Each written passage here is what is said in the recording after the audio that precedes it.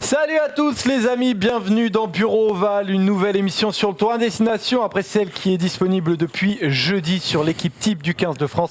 C'est un bonheur comme toujours de vous retrouver et de retrouver aussi mon équipe du Bureau Oval avec Alexandre Priam. Comment ça va? Bonjour. Ça va très bien. Bonjour, ça va très bien. Écoute, tour destination qui approche. Le compte à rebours est lancé là. C'est la meilleure période de l'année pour le rugby de toute façon. Ouais, encore mieux que les tournées de novembre. Carrément. Quelle question. Je dis ça parce que moi, Aymeric Milan, qui est ici présent, adore quand même. Ça sort les blazes. Ça sort les blazes et tout. Tu veux mon numéro de sécu aussi? Oui, j'ai dit Alex Priam, donc je dis Aymeric Milan. Pour rappeler quand même numéro le de téléphone patronyme. Aymeric Milan. Parce que tu adores aussi les tournées de novembre, les Nations du Sud, etc. J'aime bien les Nations du Sud. Je trouve que c'est important de se jauger contre les Nations du Sud. Après, c'est vrai que l'équipe de France nous avait habitués à prendre des branlées en novembre, donc on était un peu plus content en février. Maintenant, cette nouvelle équipe de France un peu nous régale, quoi. Donc je suis content. Non, mais en vrai, ce tournoi-là, pourquoi est-ce qu'il est excitant? À cause de la tournée de novembre où les nations du Nord ont détruit les nations du Sud. Et c'est ça qui nous excite en disant ok, donc là maintenant affrontez-vous messieurs, quoi. Clairement. Et ce sourire que l'on retrouve, mon Rivenzi, comment ça va? Écoute, il va très bien. Content de parler avec vous encore de ce 6 Nations qui arrive à grand point nommé. Ah putain, c'est vrai que ça marchait mieux. Nous sommes très contents de vous retrouver les gars. Pour ceux qui n'ont pas vu l'émission de la semaine dernière, déjà c'est pas bien, il faut regarder la dernière émission sur l'équipe type du 15 de France, mais vous découvrez à nouveau, et je remercie à nouveau toute l'équipe de la First Team, et notamment JB qui a créé ce magnifique décor pour habiller le plateau, qui est franchement une régalade, avec, on se rappelle notamment un beau souvenir de Monsieur Venceslas Lauré qui est là-haut et qui est toujours très beau. Ce tournoi à destination, par hasard, si vous ne le savez pas, on va vous rappeler le calendrier du Bureau Oval. On va avoir 2 rendez-vous, vraiment, vous les notez dans vos calendriers pour vraiment ne rien rater. Le vendredi à 18h, on va faire des previews avec notre partenaire Winamax. Ce sera avec Rivenzi, Aymeric et moi-même. Et on se retrouvera pour les débriefs le mardi à 17h. Alors vous vous dites oui, c'est un peu tard, etc. Mais rien ne vaut mieux que les débriefs quand ils sont pensés, calmes, avec en plus toutes les réactions notamment. Mais c'est vrai que c'est assez sympa. Notamment les pistonnés font ça assez longtemps après le mardi, je crois d'ailleurs. Et c'est vrai que c'est sympa parce qu'ils ont plein de réactions, des coureurs, etc. Et c'est vrai que c'est assez sympa. Donc les débriefs auront lieu le mardi sur la chaîne YouTube de la First Team Sport, les copains. Le débat aujourd'hui, la France est-elle favorite de ce tournoi destination? Et dans un focus ensuite, on sera ensemble pour qu'est-ce que j'ai voir les autres nations, quoi. Exactement, merci. Voilà, c'était un global. Non, mais moi j'ai reçu le mail, j'ai reçu le mail avec le conducteur. Toi t'as le mémo, toi. Moi j'ai le mémo, j'ai le mail, le courriel. Et la question c'était qui peut faire peur à la France? Voilà, je cherchais l'intitulé exact du film. Et fin du débat, let's go. Et donc on démarre cette émission avec le débat. La France est-elle favorite du 6 Nations? C'est parti.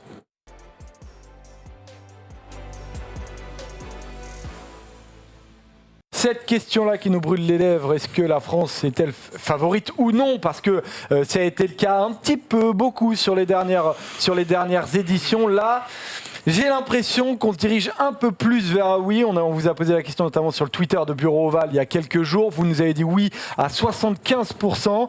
Aymeric, la France est-elle favorite, oui ou non, du 6 Nations? Oui. Est-ce qu'on développe? Non. Rivenzi. Ah, on développe pas, on donne juste... Pas encore. Un petit oui, un petit non, et après on développe. Oui, la France est favorite. Non, ultra favorite. Ultra favorite. Ah ouais, d'accord. Okay. C'est intéressant parce que l'avis de ce plateau est aussi l'avis des bookmakers, parce que quand on regarde les codes qui sont proposés par notre partenaire Winamax, on voit que la France est...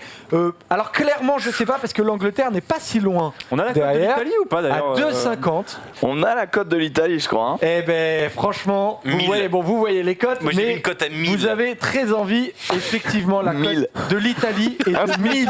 Un SMIC, mec. Tu mets 1 euro, tu gagnes un SMIC. Vous les avez pas respectés. La cote de l'Italie est de 1000, les gars. Mais- quand même Mais en incroyable. vrai. Rochefort a une cote de 1000, je pense. Non, mais mec, mon club, Saint-Quentin, on a une cote. en Allez, Yvelines, une cote de 1002. Non, mais c'est quand même dingue. Enfin bon, restons sur la France au lieu de se moquer de ces Italiens Non, qui pardon, font hein. peut-être un peu ce qu'ils peuvent aussi. Pourquoi la France est-elle favorite? C'est un peu cette question aussi qui va nous intéresser. Donc Rivenzi, tu es le premier à pouvoir argumenter là-dessus. Pourquoi selon toi elle est favorite de 6 nations? Pourquoi les favoris de 6 nations Peut-être qu'on aura le temps de revenir aussi sur la préparation de cette équipe de France aussi. C'est Évidemment, important tu pour que les développes gens sur reviennent. tous les arguments que tu Ok, souhaites. sur les arguments. Alors moi, du coup, ce qui était intéressant, c'est que là, ils sont dans la préparation de l'équipe de France. Ils l'ont fait, du coup, ils le font au premier régiment d'infanterie, de cavalerie de la Légion étrangère. Voilà, un stage de militarisation, on va dire, de cette équipe. C'est un peu le terme qui a été utilisé. C'est sûr que si on par, joue avec des FAMAS, on sera plus fort. Quoi. Évidemment. Non, mais en tout cas, tu vois, voilà, en tout cas, l'idée, c'est l'esprit de corps, c'est un peu ce côté-là. Alors, c'est vrai que, et on en avait parlé lors des dernières émissions, c'est un peu les grands concepts de Fabien Galtier. C'est Fabien Galtier, trop il ça, développe mec. des grands concepts d'esprit de corps. Alors après, il est en mode, oui, on va avoir un côté un peu plus rustique. Bon, les gars dormiront quand même dans leur hôtel 4 étoiles après leur journée, tu vois, à Cassis, Ouais, donc, ils ça vont va. pas se faire réveiller au clairon à 2 du mat. Non. Normalement, c'est ok. Fini cette époque. Donc du coup, il y a un côté, voilà, on essaie d'avoir ce côté un peu esprit de corps. Mais bon, c'est toujours des trucs un peu, on a l'impression un peu fumeux de loin, mais au final, à chaque fois, ça semble porter ses fruits sur le terrain. En vrai, quand t'es dans un groupe de rugbyman, tu vois, faire des stages. Nous, mon club, moi, on n'est pas loin de Saint-Cyr. Alors vraiment, je parle de mon expérience. Mais en vrai. Et bah ça prend du sens quand t'es au rugby, tu vois, parce que le rugby c'est du combat. Et du coup, quand on te fait un parallèle et que tu te fais entraîner par les mecs qui font par les mecs du GIGN, et bah ça te chauffe la gueule, quoi. Donc C'est je pas les pense mêmes que stages, eux aussi. hein. C'est pas les mêmes stages. À Benidorm, moi. Hein? Moi, c'était des stages à Benidorm ou à Calpé. En Et Espagne. alors Je peux te dire qu'on n'était pas militarisé. Je peux te dire que c'était pas très militarisé cette On histoire. a des images justement. hein. Voilà. Raconte-nous un peu, Alex. Je m'en souviens à peine. C'est là le Mais problème. c'est que moi j'ai des souvenirs de trucs qui auraient pu vraiment mal se passer, mais tout se passe bien. Ouais, mec. voilà. De mecs qui tombent dans des trous de tranchées et tout parce c'est la nuit et que t'es un peu en mode en train de faire le con. Ouah, c'est fou ces Bah, stages. je pensais pas qu'on allait y venir tout de suite à ce stage, mais c'est très bien les gars parce que dans le petit bureau qui est diffusé tous les lundis à 17h sur la chaîne Poney d'Emeric, on Avec a reçu 3 Damien E, Chouli, tu le dis d'habitude. 46, oui avec 3 E, c'est vrai. On a reçu Damien Chouli, 46 sélections internationales, un grand international français, et il nous a parlé notamment de ses stages parce que lui on a fait avec le 15 de France. Vous allez voir, c'est assez savoureux. On écoute ça. Ouais, j'en ai fait pas mal avec toutes les équipes. On a même fait avec l'équipe de France aussi en préparation Coupe du Monde. On était allé avec le RAID. Ouais. Donc, c'était sympa au début. Voilà, Il y a des anecdotes ou pas? Ouais, on a fait une espèce de parcours qui faisait. Donc, un peu où il fallait se débrouiller pour graviter dans le truc. Donc, il y avait dans le noir, il y avait des choses graviter entre 2 bâtiments sur 2 cordes, comme ça, à plat ventre sur 2 cordes pour avancer. J'aurais aimé voir les piliers. Ouais, c'était compliqué. Bah, les piliers, ils étaient la tête en bas, quoi, comme les. Est-ce qu'il y avait Winnie Antonio? Oui, bien sûr. Bien sûr. Ouais, donc, c'était assez folklorique, mais bon, c'était quand même assez intense. Après, on a fait une espèce de. Dans un bâtiment, rentrer pour aller sauver un otage. Donc, on rentrait en bande de 5 ou 6, là, l'un derrière l'autre, pour communiquer. Donc, il nous a expliqué avant, briefé comment communiquer, donc toujours en contact. Donc, il y avait un chef qui était devant, au milieu, et il y avait le mec devant avec le bouclier qui était chargé d'ouvrir la voie. Et après, chacun avait une mission, donc ça, c'était un peu sympa pour la communication. Par contre, à la fin, on a fait un truc dans un souterrain qui était tout noir. Et donc, on avait 1 minute pour mémoriser un plan. Et donc, il y avait une otage qui était au fond là, de la cave, là. Il fallait mémoriser le plan pendant 1 minute, et pareil, on voyait rien du tout. Donc, accroupi comme ça. Donc, il y avait des obstacles, il y avait des pneus au sol, des trucs comme ça. Il fallait toujours rester en contact et communiquer. Et donc, on rentre dedans, on fait 20 mètres, et là, on entend une explosion. Boum, comme ça. Grenade à plâtre? Ouais, non, grenade lacrymo. Ah ouais, bien. Donc là, on n'avait pas le masque, rien. Donc, il fallait continuer à progresser. 10 mètres de plus, bam, seconde bombe lacrymo, tout le monde en pleurs, éternuait. Donc on a continué comme ça pendant 5 minutes. L'otage est décédé du coup. Non, on a trouvé l'otage. Il dit, vous avez trouvé l'otage, c'est bon? Ouais, c'est bon, on a l'otage et tout. Ok, et là, bam, bam, 2 bombes lacrymo qui repètent. Donc là, on est sorti à 4 pattes, à plat ventre, on pouvait plus. Les Ils mecs, devaient ils tellement vomissaient. se marrer, les bâtards. Ah ouais, mais les mecs, ils rigolaient. Nous, on était là, on pouvait plus. Pendant un quart d'heure, on n'arrivait plus à ouvrir les yeux. Ça, c'était. Donc, voilà. Voilà, c'était savoureux comme échange. Et d'ailleurs, allez voir la vidéo qui est encore disponible sur la chaîne Twitch d'Emeric parce que Julien Thomas aussi, qui a été international, qui lui aussi a fait des stages comme ça, raconte lui aussi des anecdotes. On revient à notre débat. L'équipe de France, j'ai envie de poser une question un peu plus pointue pour créer un peu le débat parce que c'est aussi ça qui nous intéresse. Est-ce qu'elle a le droit de ne pas gagner ce tournoi ? Ah, non. Non, elle n'a pas le droit. Ah, c'est la continuité Attends, des choses. qui a le droit? Ok.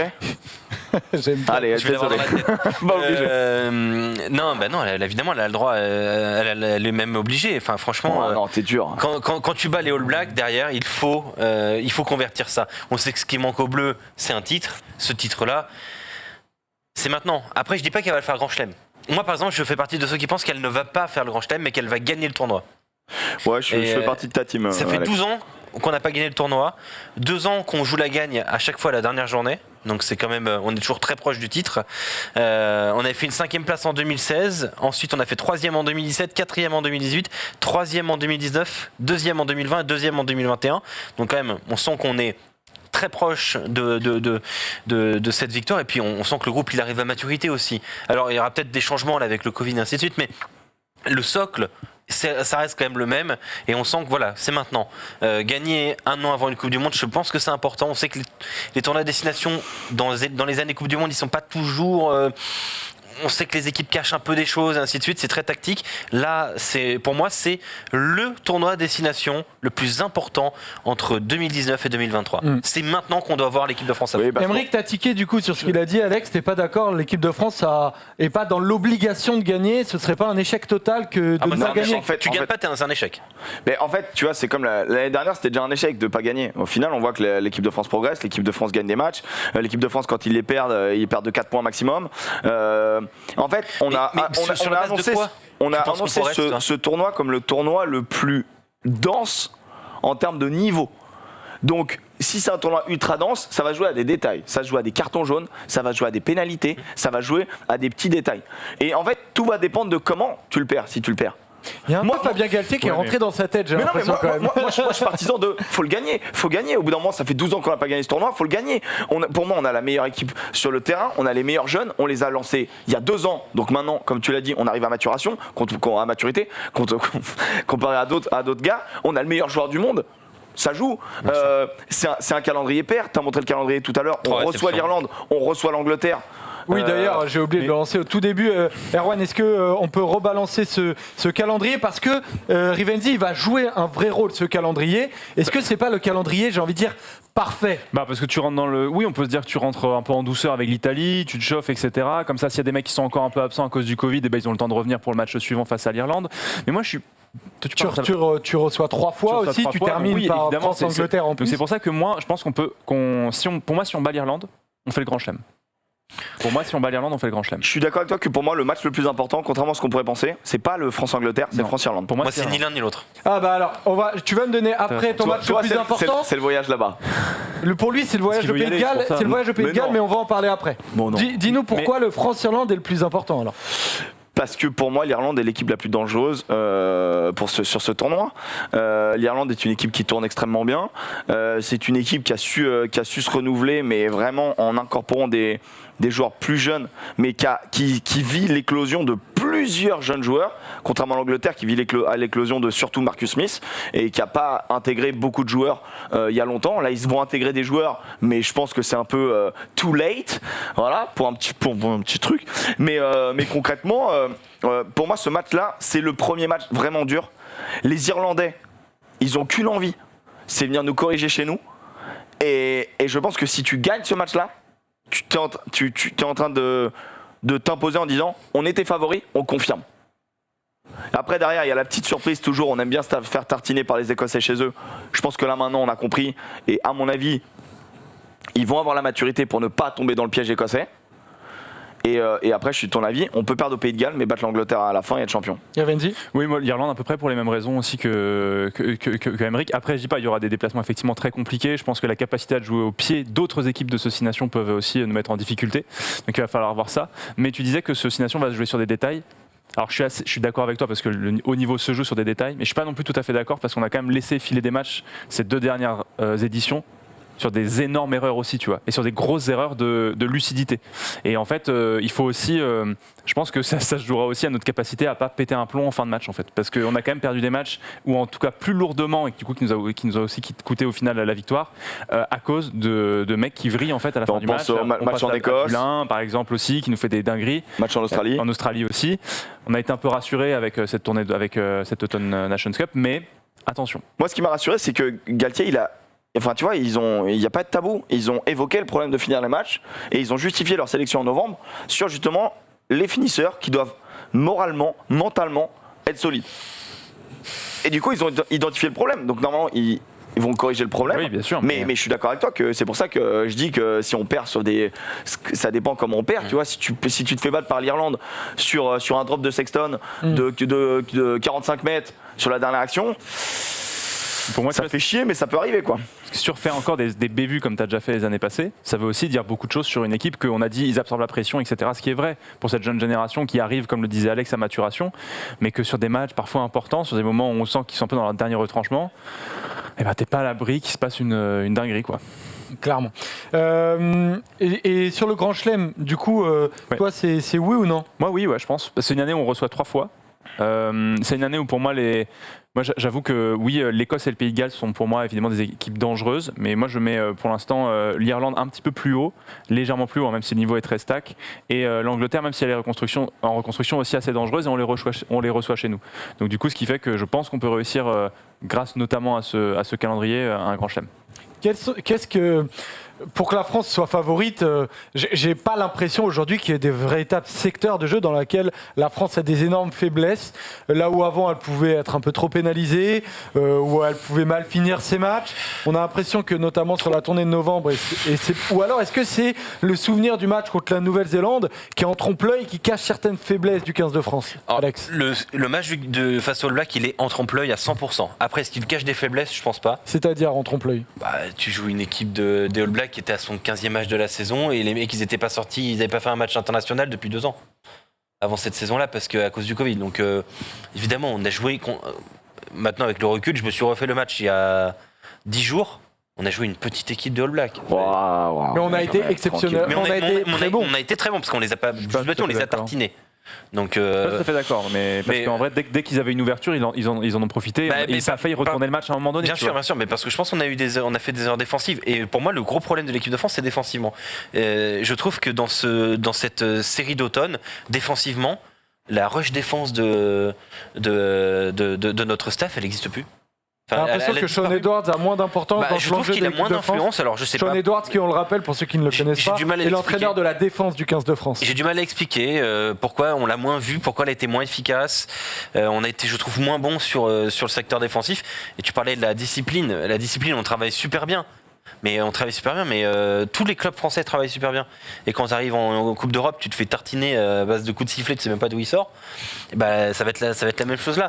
Sachant que face à la Nouvelle-Zélande, presque à chaque fois les Néo-Zélandais sont dans notre camp.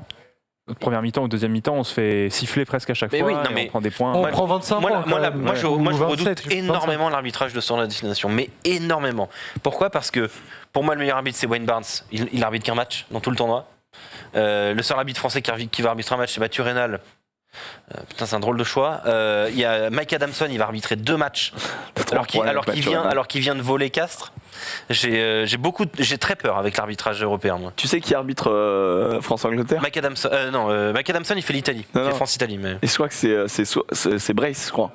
Oh non, tu vois, t'en as trop dit. Effectivement, ça peut être important.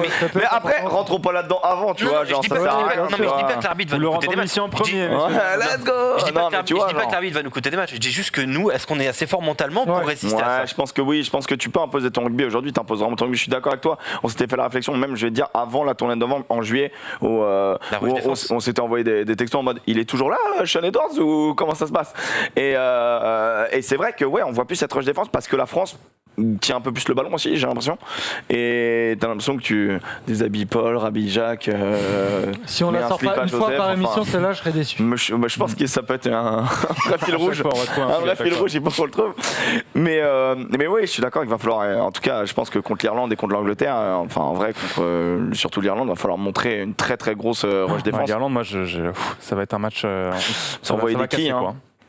Quelques informations subsidiaires sur ce tournoi de destination. Information pépette d'abord. Si on gagne le Grand Chelem, je dis enfin c'est la France parce que c'est pas moi qui vais toucher l'argent. 7,7 millions d'euros pour la fédération française. Ce qui est important parce que c'est 1 million de plus que le prize money de celui de l'an dernier. Raison de plus pour gagner. Alors je pense que les joueurs sont des. Voilà exactement, mais ça peut un peu les motiver quand même, Attends, parce mais qu'il y aura des primes un peu plus intéressantes. C'est qui paye? Le gouvernement a annoncé que la suppression des jauges dans les enceintes sportives, donc il y aura du public au Stade de France, notamment pour France-Italie. D'ailleurs, il y a encore des places pour France-Italie. Ah oui, c'est ce que j'avais demandé. Tous les matchs sont complets à part France-Italie, non? Oui, Voilà. Irlande et Angleterre, ça va être. Donc allez-y, vous pouvez vous régaler, n'empêche, sur France-Italie. Il va y avoir des essais. Et alors, l'autre question que je voulais vous poser, elle va peut-être vous surprendre. Je vous en ai pas parlé avant l'émission. Ah non. Mais encore une surprise. vous vous souvenez que l'an dernier, Fabien Galtier notamment avait été sous le feu des critiques parce qu'il avait brisé la bulle. En théorie, voilà, ça avait eu un impact quand même sur le 15 de France parce que et notamment une défaite après contre l'Écosse. La question que j'ai envie de vous poser, c'est que Bernard Laporte, président de la Fédération française de rugby, et Moed Altrad, président du club de Montpellier, seront jugés du coup en septembre prochain par le tribunal correctionnel de Paris pour trafic d'influence et prise illégale d'intérêt. Il va y avoir donc forcément des questions là-dessus pendant les rassemblements à Clairefontaine. Alex, est-ce que tu penses que ça peut... Marc aussi. Est-ce que tu penses que ça peut avoir un impact sur l'équipe de France? Peanuts. Pourquoi? Zéro. Parce que les joueurs jouent. Voilà. Fabien Les Galtier aussi, on avait senti qu'il y avait une pression autour du 15 de France. Je trouvais que c'était Fabien Galtier, c'est que tu te rapproches quand même vraiment des joueurs. Là, Bernard Laporte et Moed Altrad, non, zéro.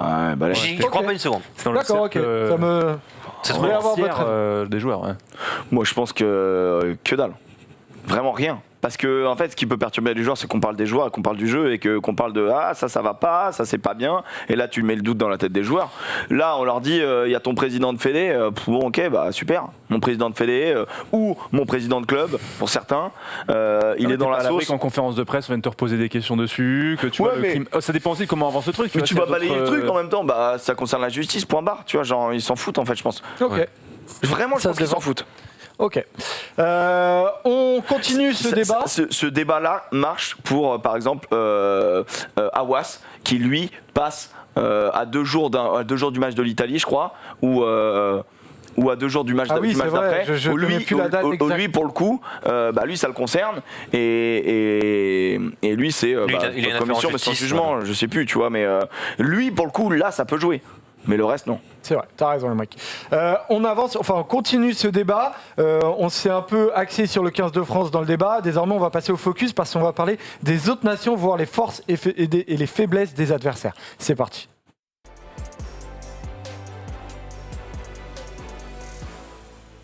Vous avez vu tout à l'heure les cotes qui sont annoncées pour le tournoi de destination. Il y a l'Angleterre notamment qui est désignée comme le 2e favori. Et alors, est-ce que pour vous, l'Angleterre est le 2e favori? Rivenzi, par exemple. Est-ce que l'Angleterre est le 2e favori? C'est dur, hein. Je mettrais, comme je disais, l'Irlande un peu plus haut que l'Angleterre. Parce que même si, évidemment, un peu comme pour la victoire de la France face à la Nouvelle-Zélande, la victoire de l'Irlande face à la Nouvelle-Zélande, elle est aussi un peu en trompe-l'œil. Malgré tout, ils ont quand même montré une capacité d'intensité quand même dans les affrontements devant qui était assez impressionnant. C'est-à-dire que j'avais revu les images d'Irlande de Nouvelle-Zélande. Ça a cassé devant, c'était vraiment une très très très haute intensité. Donc je pense que cette intensité-là, la France peut la mettre, mais je pense que vraiment, aujourd'hui, devant, c'est l'Irlande qui me fait le plus peur. Et donc, dans cette conquête et dans ce jeu parfois restrictif qu'ils sont quand même capables d'avoir. Donc, et je sais qu'on est aussi friable, nous, défensivement aussi, sur des longues séquences également. Parfois, c'était Giroud qui parlait justement dans les colonnes du middle du fait de travailler aujourd'hui. Giroud, effectivement, le préparateur physique qui expliquait que voilà, on était sur des préparations beaucoup plus courtes aussi, notamment en temps de jeu. Et que du coup, je me dis, les longues séquences que peuvent des fois te mettre les Irlandais, attention quoi. De là à représenter les couleurs, je trouve ça un peu dégueulasse. Je suis peut-être allé un peu trop loin, c'est possible. Ouais. Je suis peut-être allé un peu loin. Effectivement, l'Irlande attire l'œil des observateurs, puisque il y a pas mal de spécialistes qui les voient arriver fort sur ce tournoi à destination. Alex, est-ce que tu en fais partie ? Ouais. Moi, je vois l'Irlande être deuxième et j'ai pas hésité du tout. Vraiment, il y a plein de choses qui me font penser à ça. Je trouve que le jeu est en train d'évoluer du côté de l'Irlande. Il y a moins, justement, comme tu disais, ces séquences très longues, un peu monotones où on se fait chier, tu vois. Non, là, on est sur des séquences un peu plus courtes et un peu plus surprenantes. Des séquences quand même. Ouais, mais il y a toujours, maintenant, il y a un peu plus de surprises. Il y a l'arrière qui s'intercale beaucoup plus qu'avant. Il y a des choses. James Love, si tu lui dis reste sur ton aile, bah en fait lui non. En fait, lui il a pas envie, donc c'est très bien. Michael Lowry de l'Ulster, et ben lui non plus, il a pas envie de faire on va ça. regarder. D'ailleurs, juste avant l'émission, je t'ai dit tiens, cite-moi 5 noms qui sont les plus importants quand tu as envie de parler de l'Irlande. On a choisi 5 noms avec Sexton, Doris, Gibson Park, Ryan et Lowry. Et Lowry dont tu parles, alors pourquoi il a pas de maillot ? Parce qu'il n'est pas sélectionné. Enfin, il a pas encore de sélection en fait. Michael Lowry, il est exceptionnel avec l'Ulster à l'arrière depuis, je sais pas, depuis plus d'1 an maintenant. Il est formé à l'ouverture. Il a un profil un peu à la Brice Dulin physiquement, sauf qu'il est formé à l'ouverture. Donc c'est un arrière. C'est un Ramos Jalibert. Plus petit et très très très rapide. Ouais, un peu Alf Penny dans l'idée, mais vraiment très rapide. Il est petit, on met un casque, c'est Alf Penny. Ouais. Non, il est très rapide. C'est un super joueur franchement. On joue avec son morphotype, donc il y a une logique. Et pourquoi l'Irlande ? Parce que l'Irlande, ils ont 4 provinces, Connacht, Ulster, Leinster, Munster. Les 4 se sont qualifiés en phase finale de la Champions Cup. Avec notamment le Leinster qui a mis 112 points en 2 matchs, je crois. Et l'Ulster qui est vraiment... Et l'Ulster qui est vraiment très très fort. Ouais. Et franchement, rien que pour ça, en fait, tu sens que... On dit souvent que la Champions Cup, ça donne un avant-goût du tournoi destination, mais je suis plutôt d'accord là-dessus. Moi, je fais partie en tout cas des gens qui pensent ça. Et ces provinces-là, elles jouent un jeu qui marche. Et en plus, un jeu où il y a du jeu. À part le Munster qui est encore un peu dans l'ancienne Irlande, Leinster, Ulster, Connacht, ça joue beaucoup plus qu'avant. Le Leinster notamment a une charnière qu'on voit ici qui s'affiche avec Gibson Park qui est le 9 de l'Irlande et Sexton. Gibson Park qui passe un peu devant Murray, les gars. Il y a aussi du coup des automatismes comme toujours à l'Irlande, on le sait, historique, qui sont faciles à trouver. Puis Murray il nous emmerde en fait déjà dans sa manière de jouer. Non mais c'est vrai, je suis désolé, il nous emmerde. Si vous aimez le jeu au pied d'un 9, si t'adores le jeu au pied, c'est cool. Hein. Mais si tu veux faire un spécifique, c'est très bien. Tu mets Murray et Youngs ensemble et puis voilà, puis tu passes un bon moment. Et mais il se renvoie la balle. C'est ça. Et non, donc là au moins ça joue un peu plus. Gibson Park, il a l'âme d'un avant, donc du coup il s'envoie un petit peu plus. Je trouve que ce qui est hyper intéressant, c'est que le Leinster, on sait très bien, c'est la province irlandaise la plus solide. Et il y a surtout la première ligne du Leinster, parce que moi je militais pour mettre Kelly Air, le talonneur qui a 24 balais je crois, qui s'impose en tant que vraiment talonneur de l'Irlande et talonneur du Leinster et qui est très monstrueux. Et il y a donc Porter, 26 ans, Kelly et Furlong, un peu plus vieux, qui s'imposent comme la première ligne du Leinster et de l'Irlande. Et c'est 3 joueurs très forts, très mobiles, bon ballon en main, très puissant. Et donc quand tu rajoutes un petit jeune qui explose, le petit Doris là, Chelan Doris, impressionnant. Chelan Doris, c'est le meilleur joueur d'Irlande de la tournée d'automne. Ouais. Et le gars a 23 balais, si je dis pas de bêtises, j'ai pas le truc, mais le gars est trop jeune. C'est vraiment en mode comme nous on a des nouveaux 3e bars ou genre le Woki qui explose, c'est Doris chez eux, tu vois. Gibson Park, je l'ai pas trop vu jouer cette saison, mais il avait joué l'année dernière dans le 6 Nations et je l'avais pas trouvé, j'avais trouvé un peu perdu. Tu vois. Là, cet automne, il était quand même. Cet automne, il était pas mal. Après, c'est pas Dupont. Moi, c'est là où quand tu compares à l'équipe de France, eux, ils ont des très bons joueurs, c'est très solide. Ils ont vraiment leur rugby qui est monstrueux. Mais ça reste pour moi si tu classes les nations par 2000 mêlées dans le tournoi, c'est Gibson Park qui est derrière la France. J'avais trouvé vraiment. Okay, ouais. L'année dernière, franchement, Ben Youngs, je mets pas un copec dessus. Ouais, mais Randall, moi j'ai envie de le voir exploser, tu vois. Randall, mais... la transition est parfaite, mon cher Emric, pour commencer à parler. C'est vrai qu'on a basé un peu l'Angleterre, tu vois. Au final. Non, mais moi, il n'y avait pas un ordre précis parce que je voulais parler des adversaires globalement, et c'est très intéressant que vous évoquiez d'abord l'Irlande pour montrer que l'Irlande, t'as montré les codes tout à l'heure, l'Irlande c'est 5 et quelques. C'est plus intéressant de jouer l'Irlande que de jouer l'Angleterre. Je ne parie pas, mais si je pariais, je faisais ça. Ouais, je comprends. coup, ce qui m'amène la question, pourquoi l'Angleterre, dans votre esprit, est si loin en termes pour être favori? Est-ce qu'elle est loin ou pas? Ils sont Par exemple, pas... France-Angleterre, est-ce qu'on va battre facilement les Anglais? Non, tu bats jamais facilement. Tu battras pas facilement les Gallois, tu battras pas facilement les Écossais, c'est faux. Donc non, tu battras pas facilement l'Angleterre. Mais l'Angleterre, en fait, injecte enfin une nouvelle génération. Ceux qui suivent le rugby, alors c'est fou. Et t'as l'impression que Eddie Jones fait jouer sa nouvelle génération? 23 ans de moyenne d'âge de la ligne de 3 quarts, 25 ans les avants. Mais en gros, en fait, ce qui est marrant, c'est que tu vois, il y a Sam Simon qui est pas jeune. Sam Simon, si tu veux. Il a dit qu'il allait péter un câble. Ouais, mais je m'en balais que tout le monde dit Sam Simon. Oui, moi aussi. Sam Oui, mais Simon. c'est une erreur. Non, mais je sais pas ce qui t'a pris. Excuse-nous, on n'est pas anglais. On n'est pas anglais. Excuse-nous. Voilà, pardon, monsieur, pardon. Excuse-moi, Alexandre Priam. Sorry, man. Mais en gros, concrètement, lui, il a 29 balais ou 28 balais. C'est pas un jeune joueur. Et putain, c'est fou de le voir qu'à 29 balais. Tu vois, genre maintenant, arrivé que maintenant. C'est Eddie Jones. Eddie Jones, il a fallu qu'il y ait que des blessés, une embrouille entre Ford et Farrell pour qu'ils disent bon ok, Marcus Smith, allez, champion d'Angleterre, je le mets. Tout le monde est en train de sucer Marcus Smith parce qu'il le découvre en mode numéro. Non mais c'est une expression, c'est comme Oh dommage. Xavier Georges et tout ça là. Mais concrètement, Une fois mais pas deux. oui, Marcus Smith, en gros, il est exceptionnel. C'est le Ntamak Jalibert de l'Angleterre. Non, tu vas trop loin pour moi. C'est au moins le Jalibert de l'Angleterre. Attends, il est phénoménal, il est exceptionnel. C'est vrai que c'est un excellent. On rappelle quand même pour ceux qui ne suivent pas, pour ceux qui ne suivent pas le rugby international de manière régulière. Les gars, ici, hop, je suis là. Parce que vous savez, ils vous entendent, donc après ils n'entendent plus rien. Marcus Smith, Alex, qui n'a pas encore été découvert par ceux qui ne suivent pas le rugby international ou justement de club. Ouais. Marcus Smith a une ouverture. Owen Farrell va rater le début du tournoi au moins. Lui, c'est un ouvreur prometteur qui, notamment, il y a eu un Angleterre-Afrique du Sud remporté par les Anglais. Il a été intéressant sur la tournée de novembre. Oui. Est-ce que tu penses qu'il va être utilisé? Est-ce que Mais tu il sera penses titulaire. c'est un titulaire? Oui, il sera titulaire. c'est sûr. Il sera titulaire, mais c'est sûr. Mais c'est tout le problème en fait de ce 15 de la Rose. Moi, on le verra tout à l'heure, mais moi j'ai hésité à les mettre même bas dans le classement les Anglais. Mais parce que en fait là, ils font venir plein de jeunes. Lux Northmore, Rafi Quirk, Orlando Bailey, Tommy Freeman. Voilà, il y a plein de jeunes. Enfin, franchement, on les connaît pas quoi. Enfin, il faut suivre vraiment le rugby pour les connaître. Et tout le monde. Ce qu'on fait pas, tu vois. Bah,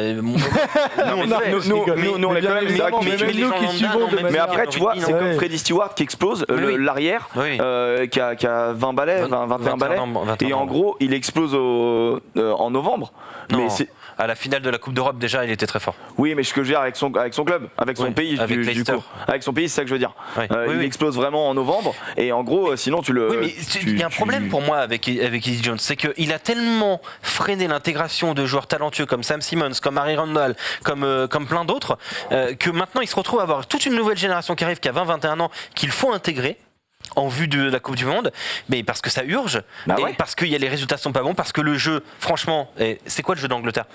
C'est phase de dégagement jusqu'au 40 mètres adverses, à base de gros coups de pied, et les seules phases d'attaque sont dans les 22 mètres adverses. Donc en gros, ça te laisse vraiment 8 mètres un petit peu où il se passe des trucs. Bah, c'est nul. Tu vois pas de véritable patte Eddie Jones. Non mais si, tu vois une patte, mais oui, mais si l'Angleterre gagne le tournoi de destination, c'est que tout le monde joue mal. Et que c'est un très mauvais tournoi. Et que t'es vraiment nul sur les ballons hauts. Voilà. Non mais pour moi, d'avoir retardé l'intégration de ces joueurs-là, ils se retrouvent à avoir plein de joueurs à intégrer à moins de 2 ans de la Coupe du Monde. C'est une gestion catastrophique. Je crois qu'il était forcé contraint, quoi. Tu vois. Mais ouais, non, mais en fait, Lowe aussi qui est blessé, du coup on fait arriver encore des nouveaux joueurs. Non mais etc. je trouve que le travail d'Eddie Jones, et d'ailleurs il est très contesté en Angleterre, c'est pas clair ce qu'il fait. Il y a trop d'émotions dans ses choix. Je pense. Je ne peux que l'expliquer comme ça. Il y a beaucoup de fierté et l'émotion qui en ressort, c'est la fierté de ne pas subir le choix qui est demandé par le peuple. La fierté, mec, le peuple voulait Marcus Smith, gouvernes pas avec la le fierté. peuple voulait Sam Simons, etc. En fait, le problème, c'est qu'il a amené l'Angleterre en finale de Coupe du Monde. Ils auraient dû gagner cette Coupe du Monde. Ils sortent la plus belle demi-finale qui soit, je pense, qu'un match référence de l'Angleterre contre la Nouvelle-Zélande en Coupe du Monde. Depuis 99, et c'est la plus belle. Rideau. En tout cas, on verra comment ça se passe pendant 6 nations, parce que c'est vrai que ça reste un mystère. C'est très difficile de savoir ce que l'Angleterre va donner. Un dernier mot, les gars, à propos du Pays de Galles et de l'Écosse. Chacun votre tour. Vous choisissez Pays de l'un Galles ou l'autre. champion, mais champion sur beaucoup de réussites sur certains matchs. Moi, je les sens vieillissants. Alors certes, il y a Riz Ahmed, mais il n'y a pas que lui. Il y a aussi un autre jeune, je sais Pour plus. continuer nos expressions, c'est l'arbre qui cache la forêt. Ouais, c'est ça. Mais en gros, le problème, c'est qu'ils ont beaucoup de blessés. Tipour, il sera pas là. Enfin, il y a plein de mecs qui vont manquer. Louis Jones sera pas là, qui est quand même même s'il a 108 ans. Il avait quand même été monstrueux l'année dernière.